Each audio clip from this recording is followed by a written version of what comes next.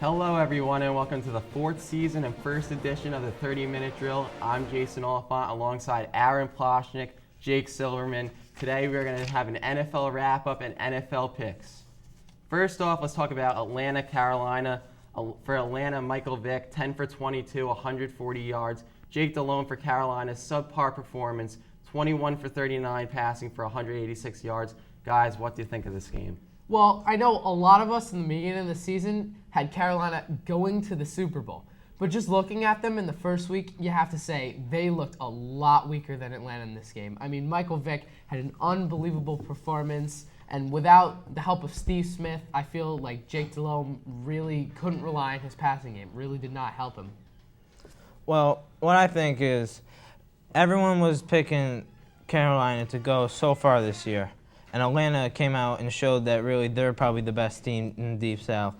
And Warwick Dunn showed he still had some gas left in the tank. And Vic showed, even if his completion percentage isn't up there, his mobility, and he'll run you out. And also he could throw deep, and he'll throw accurate when it counts, as you saw on the touchdown to Crumpler and Jenkins. Yeah. See, the thing with Michael Vick is that he always has the threat to run, which makes him an even more dangerous quarterback than Jake Delhomme is.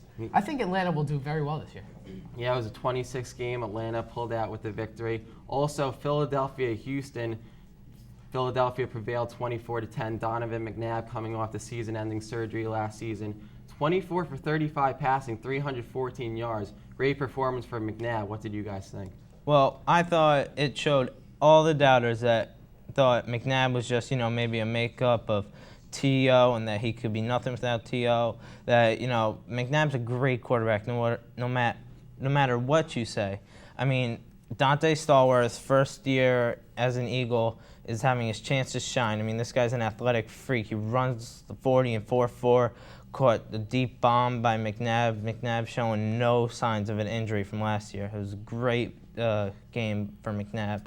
I mean, coming off a sports hernia, which is a really serious injury to have in the NFL, I think he played absolutely spectacular in this game. I mean, he threw for, 2 touchdowns? 3. Pretty amazing, I have to say. Yeah, 3 touchdowns, 1 interception. Also, like you were saying, Dante Stallworth, good pickup from New Orleans, 13 interceptions for 141 yards. Now let's talk about the Green Bay Packers. Looks like a repeat of last season, downs by Chicago, 26-0. Rex Grossman had a good performance, but Brett Favre, shaky once again, 15 for 29, 170 yards, continuing where he left off last year with 2 interceptions. He was a little shaky. Do you think it was a right move for Brett Favre not retiring and coming back to the Green Bay Packers? I have all the respect in the world for Brett Favre. To be a quarterback in this league for as many games as he's started consecutive, I have all the respect in the world from him. But to be honest, I think he needs to get out of Green Bay. He's a great quarterback, and maybe he just needs to be traded to that winning team, which will give him a little bit of an edge. He needs more receivers. I mean, he lost Donald Driver last year to the Denver Broncos, and he just needs a team with more receivers. If he gets receivers, he'll have targets, he'll score more touchdowns, and it'll be a better team with Brett Favre at the helm. Well, I mean, a lot of it was Brett Favre. He hasn't been great, but also you have to look at, Chicago had the best defense in the league last year, and him going against the best team in the league with a horrible line, Ahmad Green not 100%, probably will never be 100% again, when he was that upper echelon running back in the NFL. And as you said, missing one of his favorite wideouts. It's going to be hard for him all season, and he should either be traded or, maybe look to try and train up Aaron Rodgers, for next year. That's what they should be looking for. Rodgers is a quarterback of the future, I have to say. And Javon Walker missing, going to Denver, really serious. And against Chicago's defense, which is possibly the best defense in the league this year, get shut out 26-0 may not be as bad as the score seems. Without Javon Walker losing him to Denver, they still have Donald Driver, though, Bubba Franks, Ahman Green. You still think Green Bay can't make the playoffs? No, I honestly don't. I don't think this is their year. No, there's no way. But Bubba Franks, I mean, he's on the way out, too. He was drafted, a year before Favre, or a year after? Yeah, he's old. Now let's talk about a brutal hit by Cincinnati's Robert Gethers in the Kansas City-Cincinnati game. Trent Green suffered a head trauma, severe injury, could be out a couple of weeks. What do you guys think of the severe injury? Well, We heard in the news today that Carl Peterson, who's the general manager from the team, went to him early this morning, got a checkup, and he seemed to be conscious. He was asking about the game and everything that was going on with it, and but he seemed to have a massive headache, and Peterson commented on that. And I really hope Trent Green comes back. They say 2 games at the most right now, and they have a bye week coming up after those 2 games, and we hope to see Trent Green back after that. But this is a serious and a bad hit, and I feel really bad for Trent Green. Now we're going to talk about the Manning Bowl, as many people said. Peyton Manning versus younger brother Eli Manning. Great game. Colts prevailed 26-21. Peyton Manning, 25 for 41 passing, 276 yards, clutch on third down conversions. Younger brother Eli, 20 for 34, little lesser numbers, 247 yards, 2 touchdowns, 1 interception. The Giants' secondary just got demolished in this game, and Peyton Manning was just clutch every time on third down. And Eli, Giants, costly mistakes, penalties. What do you guys think of this game? Well, I mean, the Giants secondary isn't the greatest in the world. I mean, you got Jabril Wilson and R.W. McQuarters, who they just picked up from, I think it was Chicago or San Francisco. Either way, they don't have a good secondary. They need some cornerbacks back there. They need physical players in their backfield, and that's not what they have. They let, the route-running Indianapolis Colts run all over them, and Peyton Manning, if you make a little mistake, Peyton Manning's going to find it and pick you apart. You can't do that against, the best teams. And if they want to win the Super Bowl, you're going to have to beat the Colts and teams just like them. I mean, yeah, they lost Will Adams to the Dolphins. Dolphins, right. And the Manning Bowl, I kind of feel, was even, but it seems like Peyton Manning got the winning end this time. It might be different next time. We'll be back with more 30-minute drill with our division picks right after this.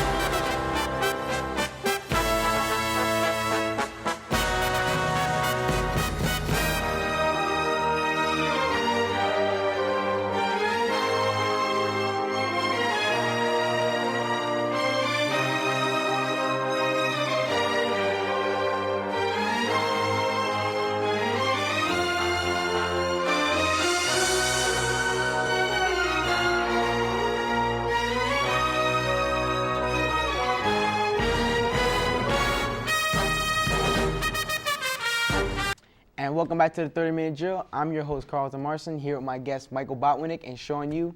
All right, guys, let's get started. The New York Jets, Chad Pennington, looked amazing. 319 yards passing. How do you think they will do this week against the New England Patriots? Well, Carlton, I think that they're going to have a tough game this week. The Patriots are a really good team. They have a great quarterback, Tom Brady, great running game, and I think they pull this one out over the Jets. Sean. I have to say the same thing, but one factor is Chad Pennington. He was so hot last game, and he's just on fire. But another factor is that Deion Branch got traded to the Seahawks, and that loses another wide receiver for Tom Brady. Okay. All right, next matchup, we have the Buffalo Bills at Miami. Lossman threw for 164 yards, 15 for 23. Dante Culpepper, 2 INTs, no TDs. What's up with that? Who do you like in this one? Well, despite the fact that Culpepper didn't do too great last week, I still think they pull this one out. They have a great running back in Ronnie Brown. He had 2 touchdowns last week. And I think that they're going to try to get Chris Chambers more involved this week. And I think they pull this one out. I like what Mike said, but you also have to look at the Miami defense. You have Zach Thomas, you have Jason Taylor, and you have a newly strengthened defensive back squad. And I just looked for Miami pulling out over Buffalo. Okay. Next matchup, you got Carolina and Minnesota. Carolina lost last week. They lost Steve Smith. I would have pulled hamstring. Minnesota, Brad Johnson looked good. Mike, who do you like in this one? Well, I don't like Carolina. I think that that Steve Smith relies so much on his speed. He's not a tall guy. He's not able to make such great, spectacular catches over cornerbacks. So with that hamstring, even if it's healed a little bit, if it bothers him even the slightest bit, the speed really affects him. And I think without him, they won't be able to win. Minnesota wins this one for me. And in Minnesota, you have Chester Taylor, who had a just amazing game at Monday Night Football against the Redskins. And another factor is you also have Keyshawn Johnson on the Panthers, who's another receiver for Jake Delhomme. All right, guys. Next matchup, New York Jets, Philadelphia Eagles. I mean, everyone's going to be watching this game. I mean, Giants last week lost to Peyton and the Colts. Eli, 247 yards passing. I mean, it was good, but, I mean, they couldn't pull through. Philadelphia coming back from a terrible season last year. Do you think they could pull it out against the New York Giants? No, I don't, Carlton. I think that the Giants will win this one. I really like who they played last week. They barely lost against one of the best teams in the league. I really like what they've done with their defense this year. Eli Manning looked great. Looks like he's really been training a lot this season. And Tiki Barber still got those moves. Like, he's just barely a rookie. Second, third league in the year. Really, he's that old. He's a really good veteran, knows what he's doing, and has great moves. I say Giants win this one. I have to disagree. I say the Eagles because you have Donovan McNabb, 3 touchdowns, 1 interception, and you have Dante Stallworth, newly acquired, had an amazing game, and I just look for the Eagles to pull out over the Giants. All right, guys. Next matchup we're going to talk about. Tampa Bay. I mean, they did terrible against the Ravens defense. I mean, McAllister, pick 6. It was just terrible. Who do you think will come victorious in this matchup, Atlanta or Tampa Bay? Well, I just did not like what Tampa Bay did last week at all. I mean, they were unable to move the ball. Chris Sims had 3 interceptions. And I really like what the Falcons did last week. I mean, Warwick Dunn had over 100 yards. They still have Jarius Norwood as backup running backs, the thunder-lightning combination there. Mm-hmm. They got Michael Vick throwing the ball to Michael Jenkins. I think Atlanta wins this game.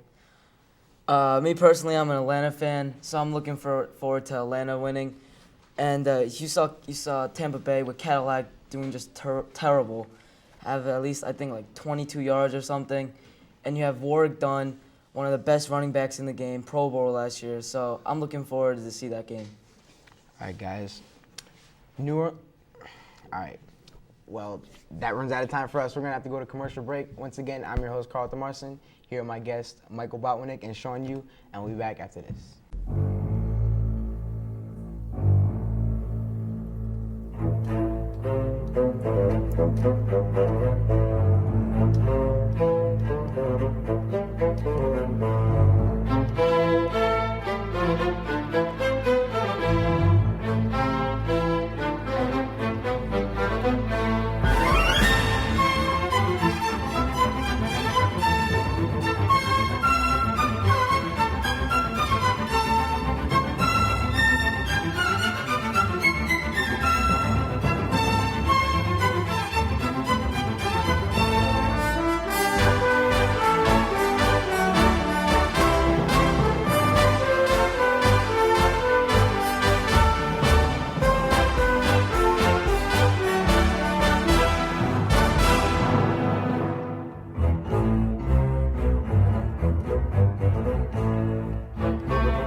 Hi, I'm Michael Botwinick here. Thank you, Jason, for that last segment. It was simply amazing. I'm here with Sean Yu and Dan Cohen, and we're going to talk about the AL and NL playoff races. Sean, Dan, what do you think of the AL East? I think the Yankees have a demanding lead over the Red Sox, and they have a series coming up over Tampa, which they're definitely going to win. I have to agree with Sean. No doubt the Yankees are going to win this division. They're up by 10 games, and that's just insurmountable. All right, guys, I agree with you on that one. Let's go with the NL East. Sean, what do you think of that one? The NL East is kind of weird because the New York Mets have a 16.5 game over Florida, and Florida's still in the wild card race. So I look to see the Mets pulling through on the playoffs. Yeah, I got to agree there, too. Also, the National League is really just the Mets League. There's really no one even close to their level. Yeah, I got to agree with you guys. I think Willie Randolph even deserves some Manager of the Year considerations for his job he done with that team. Sean, what do you think of the AL Central? AL Central, I think the Detroit Tigers are going to win coming through because they have a series against Texas, and Texas isn't a very good team, so they're going to go into playoffs. Again, I don't want to sound like a copycat, but I do have to agree with Sean. I think the Tigers are going to win, and probably based on their pitching. Starting pitching wins, and they have by far the best starting pitcher pitching in that division. All right, now we're going to the NL Central. The Cardinals have been looking very good. They have Albert Pujols had a good year this year. Yeah, Chris Carpenter had a great year also. Sean, what do you think of that? I'm gonna go with the Cardinals, even though Jason Isringhauser hasn't been closing out games that much, but their hitting has been doing good in keeping them in the playoff race. I have to agree with him again on the Cardinals. He made a very good point with the closer because even if they do make the playoffs, the closer is so clutch, and we learned that when seeing the Atlanta Braves only win one World Series in the 1990s. If they had Mariano Rivera, they probably would have won more World Series in that decade. All right, now what do you think about the AL West? The Oakland Athletics been doing good. The A's have a 5.5 game over the Los Angeles Angels of Anaheim, and with Houston Street coming back, they're gonna be a strong factor in the playoff race. Not very surprising. I agree with him. I think the A's are going to take the AL West, and I really give it to them for the consistency they've shown this year, especially the hindrances of injuries that have hurt them. They've shown that they have strong, young starting pitchers with Dan Harron, Barry Zito. They've been very strong. All right, now we're going to the NL West. Sean? The NL West, I don't think it should be called a division because they're so terrible, but the Dodgers, I think, are going to pull away with great pitching and with Nomar hitting well. I got to agree with him on the Dodgers there. It's a very tight division. I think it's going to go down to the wire. But again, starting pitching is going to win it, and they have the best top three starting pitchers in that division with Brad Penny, who you saw is a pretty good pitcher when he struck out the side of Ichiro, Jeter, and Ortiz in the All-Star game with 100-mile-per-hour fastballs alongside Greg Maddux and Derek Lowe. All right, now we're going to the AL wild card. This is a very tight race. Sean? I'm going to say Minnesota just because Francisco Liriano is coming back, and he's just, without them, they've just lost a lot of good starting pitching. All you have is Johan Santana on that team. And with Joe Mauer still hitting as well and Morneau getting hot, I think Minnesota is going to win the wild card. I disagree. I think the White Sox are going to take the AL wild card. I think it's good because their 3, 4, 5 hitters of Tomey, Konerko, and Dye are much better than the 3, 4, 5s of the Twins. All right, now we'll go to the NL wild card. One surprising team in this race is the Florida Marlins, who are 20 games under 500 at one point. They're coming back. Any of you guys like them to win the NL wild card? I was thinking about Florida. They're a real rookie team with Dan Ugla getting hot and good pitching like Ryan Nolasco and Dontrell Willis. But they have a series against the Mets, which isn't going to help them that much. And my pick is Philadelphia because you have Ryan Howard, who's just hitting the lights out. And they have a series against the Braves, and the Braves aren't a very good team either. So I see the Phillies coming out in the NL wild card. I really like the Marlins. I think that Joe Girardi's done a great thing with this team this year, and I think he's definitely up for NL Manager of the Year. Except the thing with the Marlins is their 8 starters, field position players, not including pitchers, have a combined under 6,000 career games, opposed to the San Francisco Giants, who have 11,552 career games, with Barry Bonds alone almost at 3,000. They have the experience. They're only 2.5 games back, and I think they take it. All right, you're watching the 30-minute drill of Wayne Hill's TV production. We're going to go to a quick commercial break. Don't go anywhere. We'll be right back.